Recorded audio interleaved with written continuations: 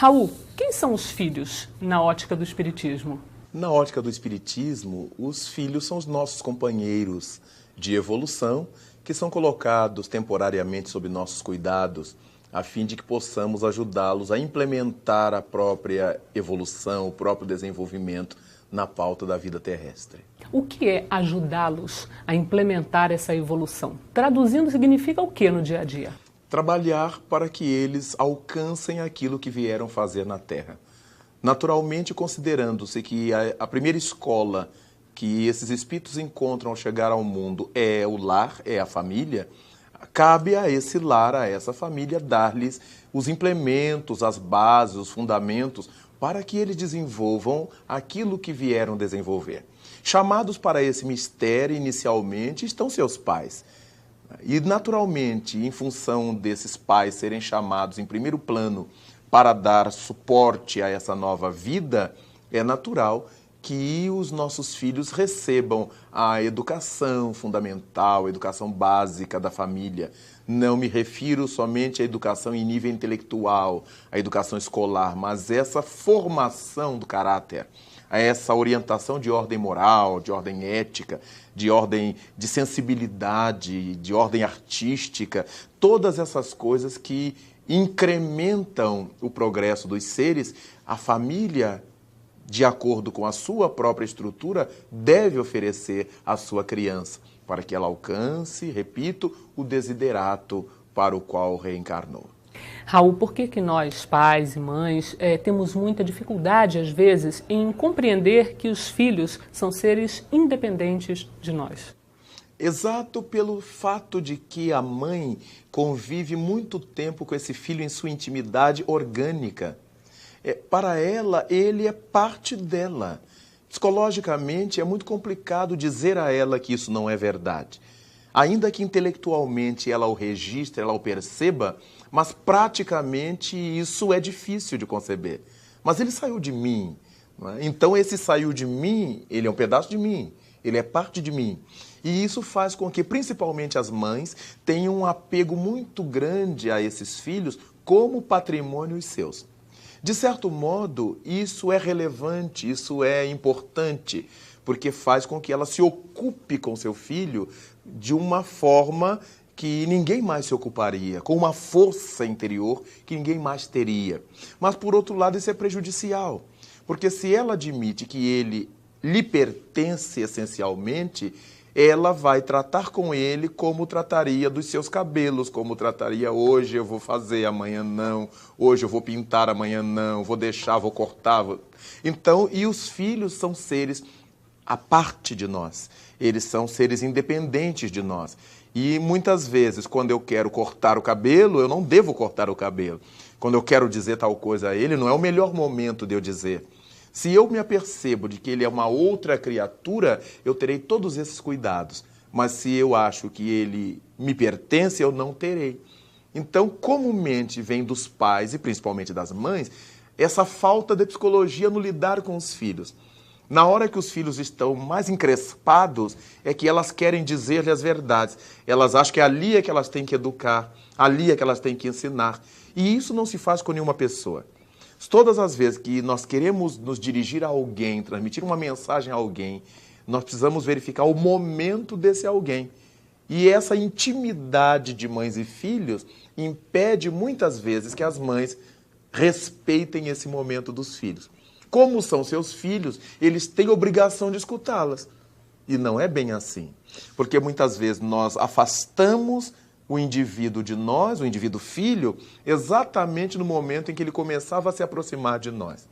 Mas pela nossa intemperança, pelo nosso arroubo, isso vai causando problemas nessa relação. Raul, no plano espiritual, por que meus filhos são meus filhos? Por que eles vieram como meus filhos? E aí independe de ser filho biológico, não é? Por que eles estão ali como meus filhos? Há um planejamento para isso? Existe sempre um planejamento da divindade. Não é um planejamento fatalista, é um planejamento de oportunidade, de utilidade. Muitas vezes nós desenvolveremos determinados trabalhos na Terra bem melhor se tivermos ao nosso lado, como esposo ou como esposa, tal ou qual tipo de espírito. Outras vezes desenvolveremos melhor nosso trabalho se, juntamente com fulano ou beltrana como esposo ou esposa, eu tenha cicrano como filho. Então a divindade sempre está procurando verificar quais os materiais didáticos, os recursos didáticos melhores para que eu desempenhe a minha tarefa no mundo. Ao lado disso, o que os espíritos do bem, nossos prepostos, aqueles que interferem na nossa vinda, que preparam nossa vinda à Terra, o que eles costumam pensar? Que muitas vezes, ao lado desses indivíduos que serão úteis ao nosso progresso, está a questão dos relacionamentos nossos do passado com esses ou com outros espíritos. Então, se determinada situação é necessária para mim, eu preciso vivenciar tais experiências, que tal vivê-las junto com alguém que me levou a cometer aqueles equívocos que me trazem complicações hoje?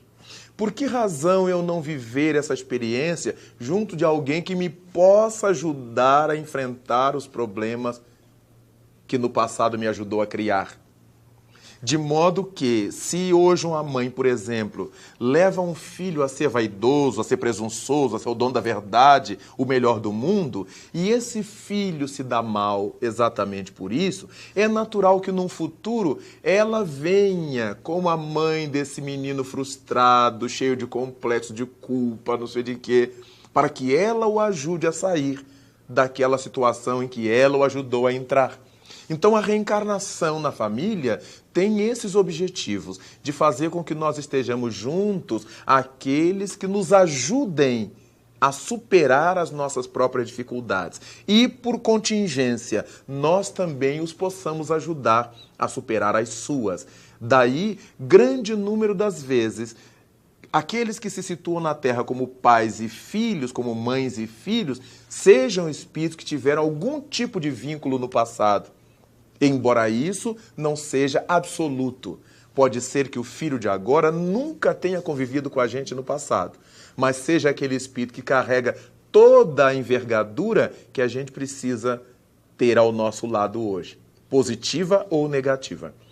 Muitas vezes aquele esposo complicado de agora, aquela esposa complicada de agora, não viveram com a gente obrigatoriamente no passado.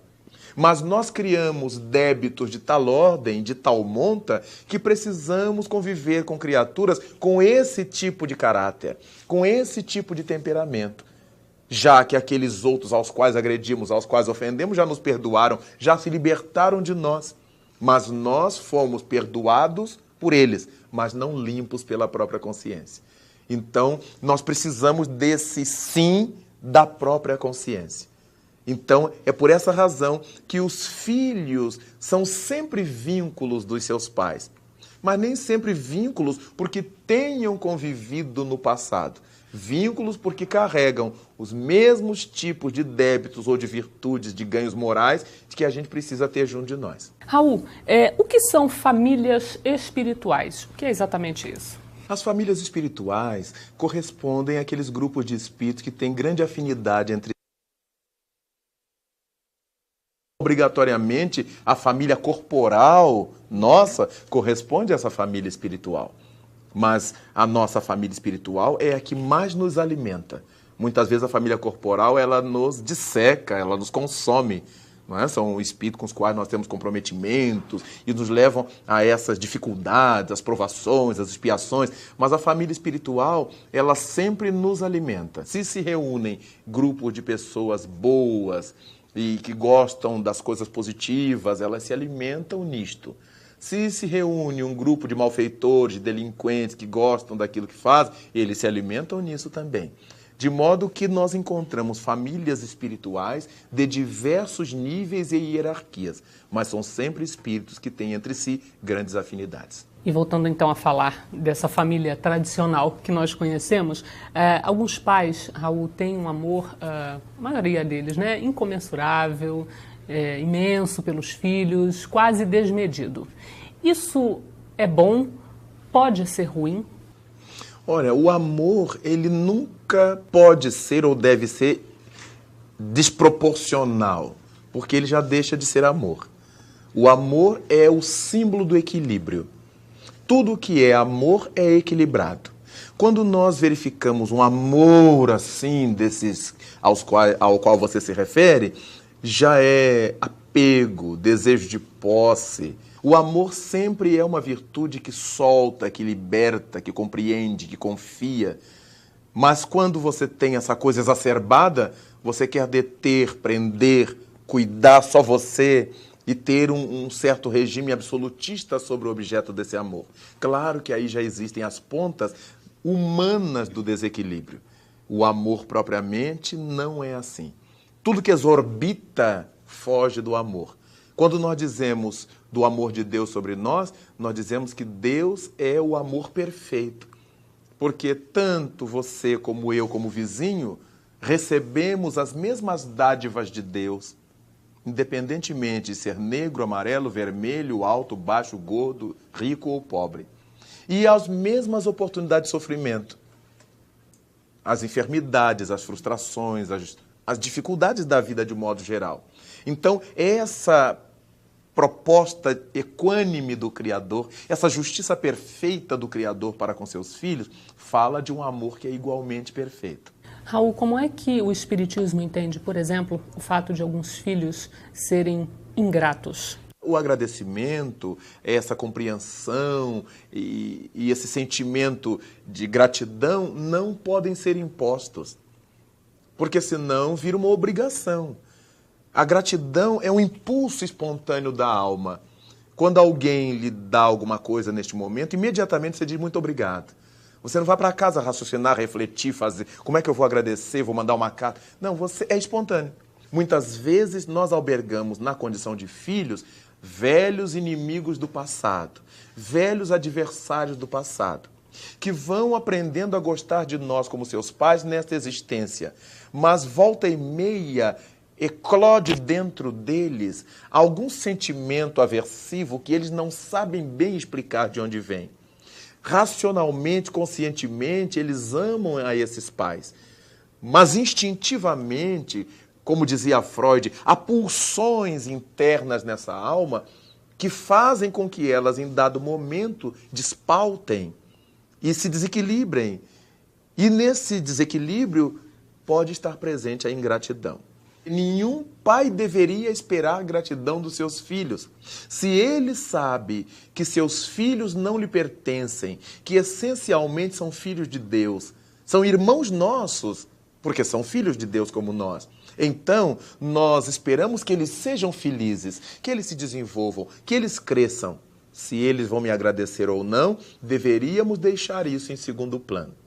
Se nós criamos os filhos esperando que quando eu esteja velho eles me alberguem, que quando eu esteja precisando eles me atendam, então nós vamos sofrer muito no dia em que isso não aconteça. No Evangelho segundo o Espiritismo, Santo Agostinho trabalha a ingratidão dos filhos pelos pais. E há um momento em que ele coloca uma reflexão de uma mãe dizendo: se meu filho é assim, um de nós pecou, um de nós é culpado. Raul, eu queria terminar essa entrevista fazendo uma última pergunta, que é a seguinte: qual a maior lição, o maior aprendizado que pais e filhos têm nessa convivência? A maior lição que nós tiramos dessa convivência é a de que todos nós temos o que dar e todos nós temos o que receber. De modo que é muito bonita essa relação de crescimento recíproco. E ao cabo de tudo isto, pais e filhos cresceram para Deus, porque é esse o projeto da divindade. Que o lar seja esse cadinho, essa oficina, onde nós nos elaboramos para a felicidade. Raul, muito obrigada por essa entrevista.